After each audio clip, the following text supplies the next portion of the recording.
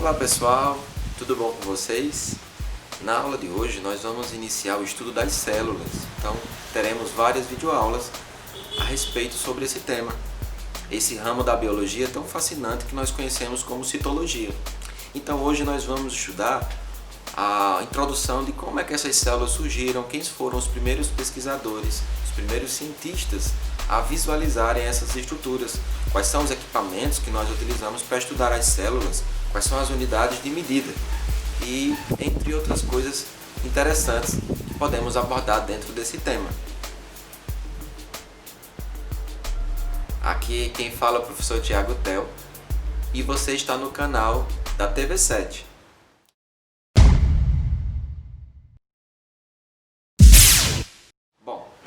Iniciamos mais agora um Biologando. No Biologando de hoje, nós vamos aprofundar e estudar como é que aconteceu o estudo das células. As células, como todos nós sabemos, são unidades funcionais, morfológicas e fisiológicas de todos os organismos vivos. Mas aí você pode se perguntar, por que a gente precisa estudar as células? Será que eu preciso estudar as células só porque eu vou prestar vestibular, vou fazer Enem? Será mesmo? As células, pessoal, são estruturas extremamente importantes para que a gente possa conhecer, independentemente se iremos prestar vestibular ou não. Porque as células, o estudo delas, faz com que nós possamos conhecer melhor o nosso corpo, o funcionamento do nosso organismo. Então, as células são unidades formadoras de todos os seres vivos. São as menores unidades que conseguem agrupar-se e realizar diversas funções para o corpo dos seres vivos. Então, a área que se destina a estudar as células nós chamamos de citologia. Tudo que envolve as células, seus mecanismos de funcionamento, a forma como essas células interagem com as outras células, tudo isso nós aprendemos nesse estudo da citologia. E as primeiras células, elas foram estudadas ou foram visualizadas inicialmente por dois comerciantes holandeses chamados de Zacharias Hansen e Jan Hansen. Eles eram oculistas e fabricavam diversos materiais relacionados a isso. Então eles construíram os primeiros microscópios que nós conhecemos, com duas lentes e uma fonte luminosa. Mas o pesquisador que mais conseguiu obter êxito e que aperfeiçoou esse equipamento foi o físico inglês Robert Hooke. Hooke, ele construiu um microscópio mais aprimorado, onde ele pegou um tubo, colocou uma lente numa extremidade, colocou uma lente na outra extremidade e forneceu uma fonte de luz ao material que ele queria observar. E esse primeiro material que ele observou foi o material vegetal. Então foram amostras de cortiça, tecido vegetal. E quando ele conseguiu observar pela primeira vez essa cortiça ao microscópio, que são os aparelhos utilizados, ele conseguiu enxergar pequenos compartimentos. Esses compartimentos ele denominou de celas. E posteriormente o nome foi aprimorado e colocado como a gente conhece hoje, que é célula. Então Hooke desenvolveu uma série de estudos. Contemporâneo ao tempo de Hooke, um outro pesquisador era um comerciante também holandês chamado de Anton Leeuwenhoek. Leeuwenhoek, inspirado no trabalho de Hooke, ele desenvolveu uma série de microscópios e ele analisou outras amostras biológicas, outros organismos, como foi o caso dos micro-organismos. Então, pela primeira vez, a ciência pôde conhecer a existência dos micro-organismos, células tão pequenas que possuíam vidas próprias, bactérias e seus afins. Então, esses pesquisadores eles foram fundamentais para o início do estudo das células como nós conhecemos. E aí você pode perguntar, mas como é que a gente consegue visualizar as células? Bom, as células elas podem ser visualizadas, estudadas e detalhadas através dos aparelhos que nós conhecemos como microscópios. Os microscópios são aparelhos construídos alguns séculos atrás, quando Hooke construiu o primeiro microscópio, foi por volta de meados do século XVI para o século XVII, e de lá até hoje, esse microscópio só foi se aprimorando. Com a revolução tecnológica, esse aparelho conseguiu um desempenho fantástico. Então hoje nós temos basicamente dois tipos de microscópios. Nós temos os microscópios ópticos e nós temos os microscópios eletrônicos. Os microscópios ópticos eles são utilizados mais largamente nas universidades, nas escolas, nos diversos laboratórios, porque são equipamentos mais baratos, são equipamentos eficientes na hora do estudo das células. Porém, tem uma limitação que é o aumento da estrutura que se queira analisar. Ele permite o estudo das células, ele permite o estudo de diversas estruturas, mas o microscópio óptico é limitado, ele só permite um aumento de no máximo 2.000 vezes aquela imagem que se queira ampliar. Portanto, algumas estruturas não conseguem ser observadas ao microscópio óptico. Já o microscópio eletrônico, ele é um microscópio mais moderno, surgiu aqui na meados do século XX. Esse microscópio ele utiliza uma estrutura diferente, de funcionamento físico diferente dos microscópios ópticos.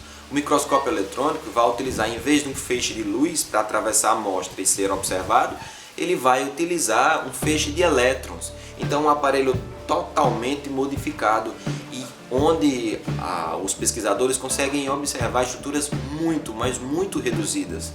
Para você ter uma ideia, consegue-se obter imagens, visualizações das organelas citoplasmáticas, que são as estruturas de funcionamento de dentro das células. A superfície, consegue-se estudar bactérias, consegue-se estudar diversas estruturas. O microscópio eletrônico também permite o estudo detalhado dos vírus, por exemplo, da própria molécula de DNA. Então o microscópio eletrônico foi mais um avanço nesse universo das células. Então, só para a gente ter uma ideia, as células elas são estudadas através dos microscópios e nós podemos mensurar o tamanho dessas estruturas. Então nós sabemos que as células são estruturas muito diminutas, então muito pequenas. E nós utilizamos algumas unidades de medida. As mais comuns, nós utilizamos o micrômetro e o nanômetro. Então o micrômetro é uma unidade onde, para a gente ter uma ideia, se eu pegar 1 metro e dividir em 1 milhão de vezes, cada parte dessa corresponde a um micrômetro. Já o nanômetro é menor ainda, é muito reduzido.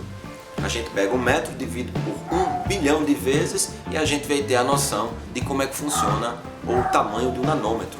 Muitas células elas ficam restritas ao tamanho de micrômetros, nós conseguimos obter em micrômetros.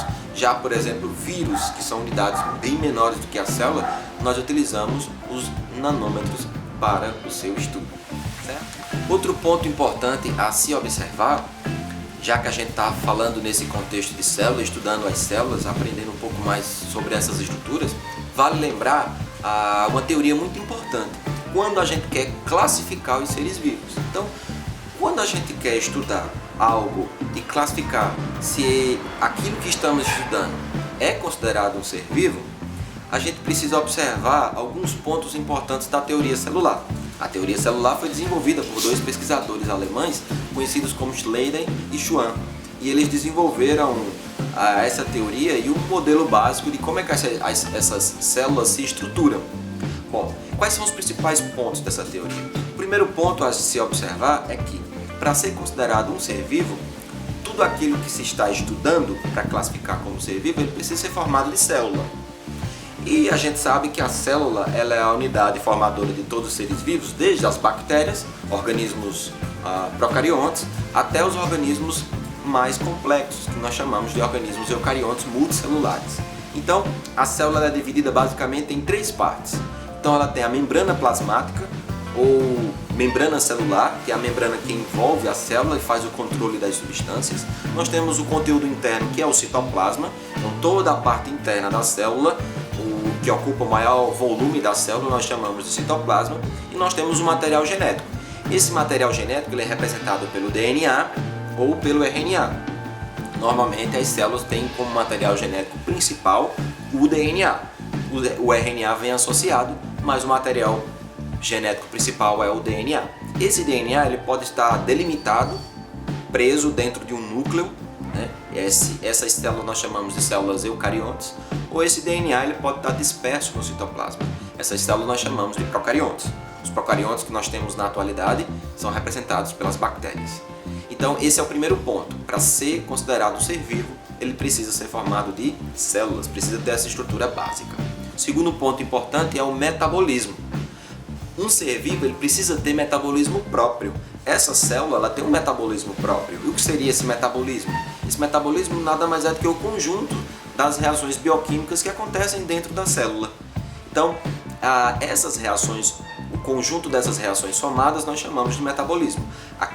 Aquela estrutura que possui metabolismo próprio formado de células, então nós podemos classificar assim como seres vivos. Outro ponto importante é a capacidade de autorreplicação. A capacidade de autorreplicação é a capacidade de criar cópias de si mesmo. É fato que as células possuem. Toda célula tem a capacidade de criar cópias de si mesmo. Daí entra uma discussão muito importante em relação aos vírus. Estamos passando por uma pandemia de coronavírus. E a gente sabe, já aprendeu um pouco sobre os vírus não são considerados seres vivos. Por maior parte da ciência, essa informação ela é acreditada dessa forma. Por quê? Porque não obedece à teoria celular. Eles não são formados por células, eles não têm metabolismo próprio e eles só conseguem se replicar quando eles estão invadindo, infectando uma célula propriamente dita. Portanto, de acordo com a teoria celular, os vírus não são considerados seres vivos, certo? Então, por hoje, nossa videoaula se encerra aqui. Se você gostou da nossa aula, deixa o seu like no nosso vídeo, compartilha nosso vídeo com seus amigos, com quem você queira compartilhar. E não esquece de ativar o sininho para que você possa receber as notificações de novas aulas aqui na TV7. A TV7 é um canal estritamente gratuito, com aulas de biologia, de redação, de geografia e muito mais que você pode aproveitar aqui na TV7. Portanto, não conte com a sorte, conte com a gente. Até a próxima!